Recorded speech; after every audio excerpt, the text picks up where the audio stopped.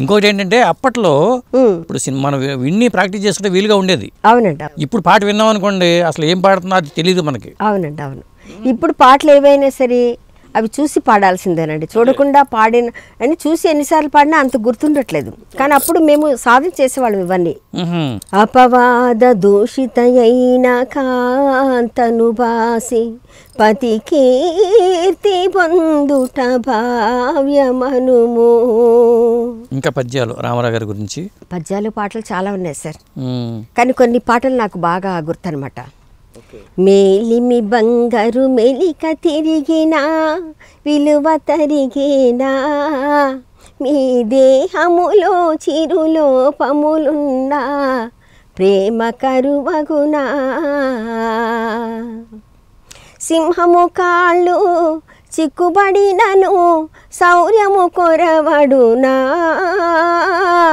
మాటలు చేతలు ఒకటే అయితే ప్రేమలు కరువగునా, ప్రేమలు కరువగునా. అందాలు సృష్టించినావు దయతో నీవు, మరలా నీ చేతితో నీవు తుడిచేవులే, అనురాగ మధువు అందించి నీవు ఆలాహల జ్వాల చేసేవులే, ఆనంద నౌకా పయనించు వేళ, ఆనంద నౌకా పయనించు వేళ, శోకాన సంద్రాన ముంచేవులే,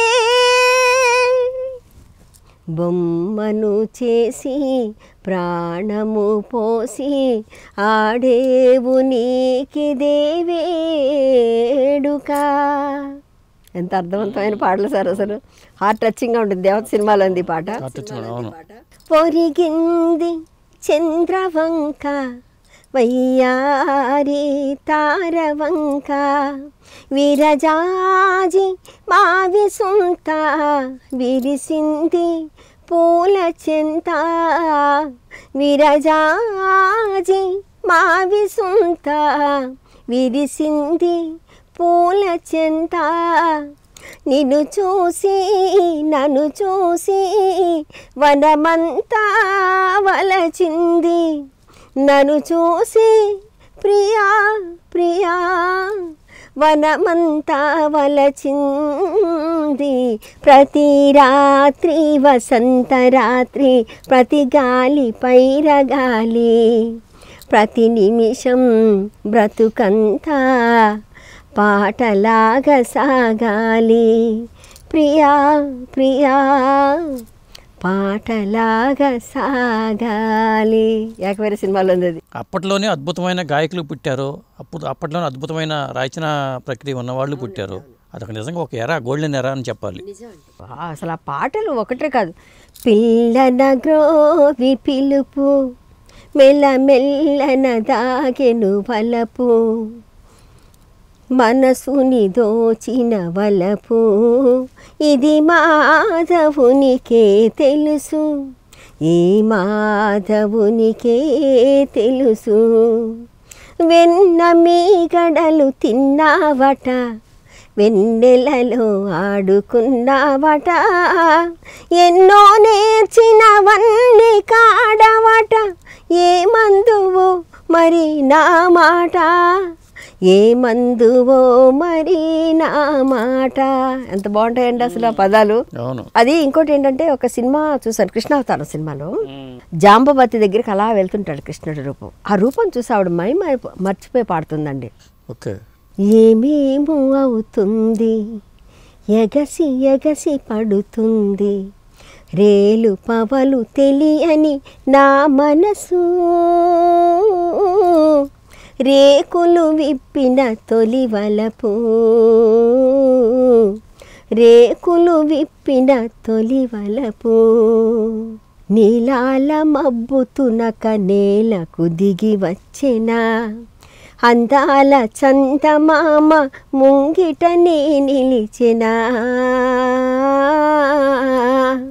ముంగిటనే నిలిచెనా, ఏమేమో నిజంగా ఆయన అక్కడ నుంచి ఉంటే అందాల చందమామలా దిగినట్టుగా, అంటే ఒక రకమైన ఫీలింగ్ వస్తుందండి మనకు అది చూసినప్పుడు. రాముడు కృష్ణుడు ఏది వేసినా అది అసలు దుర్యోధనుడికి ఇంత గొప్ప వ్యక్తి దుర్యోధనుడు అనిపించేటట్టుగా చేశారు. అంటే ఆయన ఒక పాత్ర చేసినప్పుడు ఏంటంటే ఆ పాత్రకు ప్రాధాన్యత ఉన్నట్టుగా ఉన్న పాత్రనే చేసేవారు. అందులో హీరోనా విలన్ అన్నది పక్కన పెడితే. ఆయన రావణాసురుడిగా చేశారు, మరి రాముడిగా చేశారు, ఒక పక్క నుంచి దుర్యోధనుడిగా చేశారు, కర్ణుడిగా చేశారు. ఒకటేంటండి అసలు, అంటే ఏ పాత్ర అది చేస్తే ఆయనే హీరో కనిపించేవారు మనకు అక్కడ. ఆయన పాటలన్నీ అసలు గాలికి కులమేది, గాలికి కులమేది ఏది, నేలకు కులమేది, గాలికి కులమేది.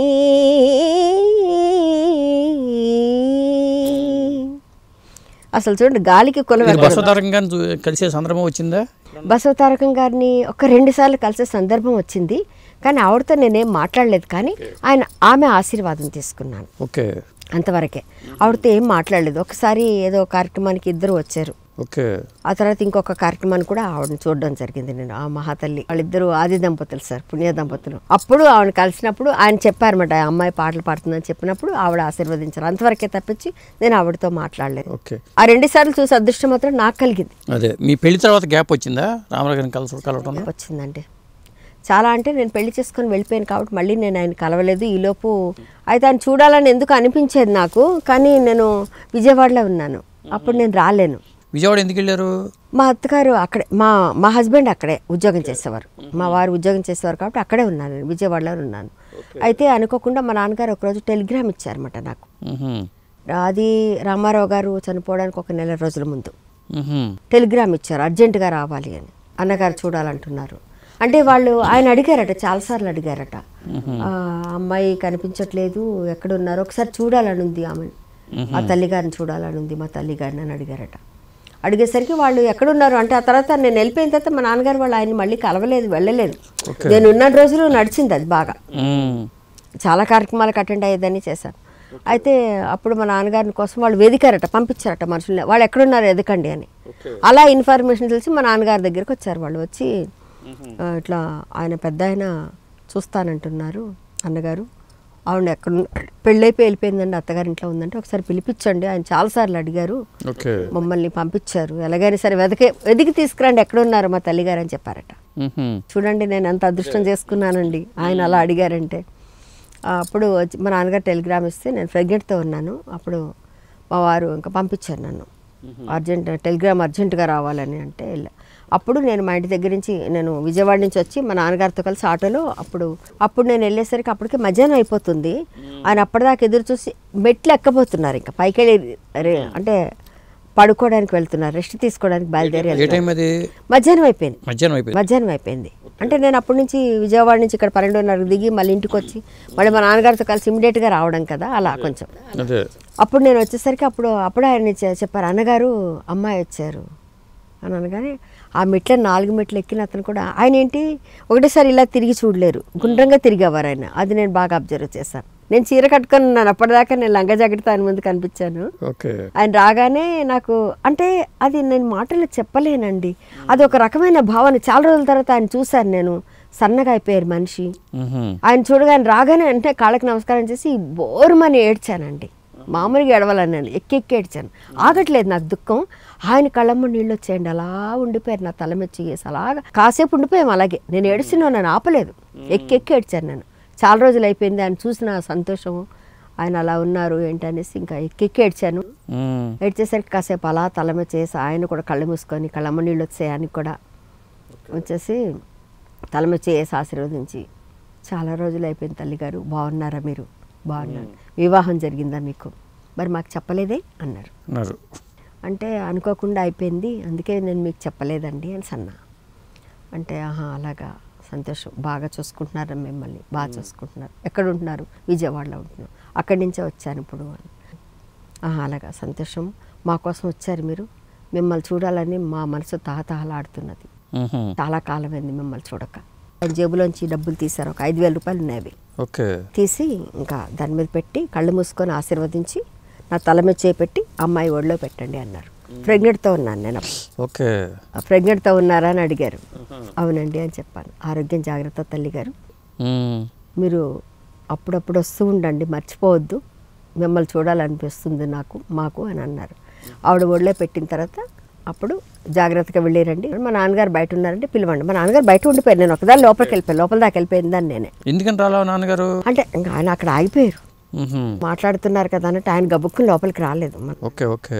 ఆయన ముందు నుంచి మా నాన్నగారు ముందుకు వెళ్ళడం అలవాట్లేదు, పక్కన ఉండిపోతారు ఆయన. ఇప్పుడు నేను వెళ్ళిపోయాను అనుకుంటే ఆయన ఇక్కడే ఉండిపోతారు, ఆయన రారు దగ్గరికి, ఆయన పిలుస్తూ వస్తారన్నమాట. అలా అయితే ఇంకా అప్పుడు పిలవండి అంటే మా నాన్నగారిని పిలిచిన తర్వాత బాగున్నారా మీరు అని కొంచెం మాట్లాడిన తర్వాత ఎలా వచ్చారు అంటే ఆటోలో వచ్చామండి అని చెప్పాను. చెప్తే డ్రైవర్ని పిలిపించి తీసుకెళ్ళండి. అప్పుడు ఆయన కాళ్ళకి నమస్కారం చేసి వెళ్ళలేక మళ్ళీ కళ్ళమ్మ నీళ్ళు పెట్టుకుంటే ఇంకా ఆయన అలాగే కళ్ళు మూసుకున్నారు, కాసేపు అలా ఉండిపోయి సరే వెళ్ళిరండి, కొంచెం మేము విశ్రాంతి తీసుకోవాలి అని అన్నారు. ఓకే. సరే అండి అనేసి ఇంకా మళ్ళీ వెనక్కి 2 సార్లు తిరిగి చూసి మరి వెళ్ళాను. నేను ఎందుకో తెలియదు, నాకు మనసుకి ఏదో బాధ, ఆయన వదిలిపెట్టి వెళ్తున్నానని. వెళ్ళిపోయాను, అయిపోయింది. ఒక నెల రోజుల తర్వాత వారు లేరు, అదే చనిపోయారు. ఆ టైంలో వచ్చారా మీరు? రాలేదండి, నేను రాలేని పరిస్థితిలోనే ఉన్నాను, నేను నెలలతో ఉన్నాను. ఓకే. రాలేని పరిస్థితిలో ఉన్నాను అనమాట. ఇంకా అప్పుడు చాలా బాధ కలిగింది నాకు. ఆయన చాలా రోజులు మనిషిని అవ్వలేకపోయాను నేను. ఓకే. మర్చిపోలేకపోయాను నేను. చాలా రోజుల తర్వాత ఆయన చూస్తాను.